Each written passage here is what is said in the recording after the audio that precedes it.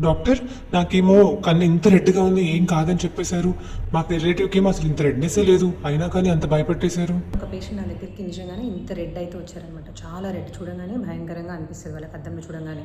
వాళ్ళ చుట్టుపక్కల వాళ్ళు కూడా ఏదో అయిపోయింది కన్నుకి, ఎంబడి హాస్పిటల్కి వెళ్ళి వితిన్ అవర్స్లో హాస్పిటల్కి వచ్చారు. చూస్తే ఇట్స్ సబ్ కంజంక్టివల్ హెమరేజ్, అంటే మన వైట్ పార్ట్ ఉంది కదా కంజంక్టివ్, దాని కింద లేయర్లు, దాని వెనకాలే బాగా రక్తం అనేది రక్తనాళం నుంచి లీక్ అయిందనమాట. ఇది ఎందుకైంది, ఆమె పడుకున్నప్పుడు జస్ట్ ఆమె లాంగ్ ఫింగర్ నెయిల్స్ జస్ట్ దెబ్బ తగలడం వల్ల అంత అయిందనమాట. అదర్వైజ్ లోపల అంతా ఎగ్జామిన్ చేస్తే ఎవ్రీథింగ్ వాజ్ నార్మల్, విజన్ కానీ లోపల స్ట్రక్చర్స్ కానీ. సో ఆవిడకి మనం లూబ్రికెంట్స్ ఇంకా విటమిన్స్ టాబ్లెట్స్ ఇచ్చామంతే. జస్ట్ ఒక టూ వీక్స్లో అంతా క్లియర్ అయిపోయింది. ఇంకొక వాళ్ళ రిలేటివ్ అంతకుముందు ఒకరు వచ్చారు. జస్ట్ మైల్డ్ రెడ్నెస్, కొంచెమే డిస్కంఫర్ట్, లైట్ చూస్తే కళ్ళు మోసుకుపోతున్నాయి అని చెప్పారంతే. చాలా ఏదో చిన్న మైనర్ కంప్లైంట్, కానీ హీ వాజ్ హ్యావింగ్ యూవిఐటిస్, అంటే లోపల వాపు వచ్చింది కంటి లోపల.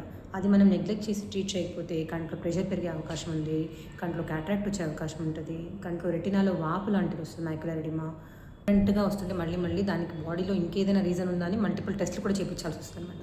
సో ఆ పేషెంట్ డౌట్ ఏంటంటే, రెడ్నెస్ ఎక్కువ ఉంటే ఎక్కువ డిసీజ్ ఉండాలి కదా, తక్కువ రెడ్ ఉన్న వాళ్ళకేమో అంత డిసీజ్ ఉండొచ్చు, చాలా రెగ్యులర్గా ఫాలో అప్ అవ్వాలని అన్ని జాగ్రత్తలు చెప్పారు. నాకేమో ఏం కాదు అని చెప్పారు. ఇక్కడ అర్థం చేసుకోవాల్సింది ఏంటంటే, రెడ్నెస్ ఎంత ఉంది, ద అమౌంట్ మన డిసీజ్ లోపల సివియారిటీకి సిగ్నిఫికెన్స్ అవ్వని అవసరం లేదు. కొన్నిసార్లు అవ్వచ్చు, కొన్నిసార్లు అవ్వకపోవచ్చు. రెడ్నెస్ ఒకటి ఇండికేటర్ కాదనమాట. మనకు కనిపించే సిమ్టమ్స్ లోపల జరిగే డిసీజ్ ప్రాసెస్కి కరెక్ట్గా ప్రపోర్షనేట్గా ఉండాల్సిన అవసరం లేదు.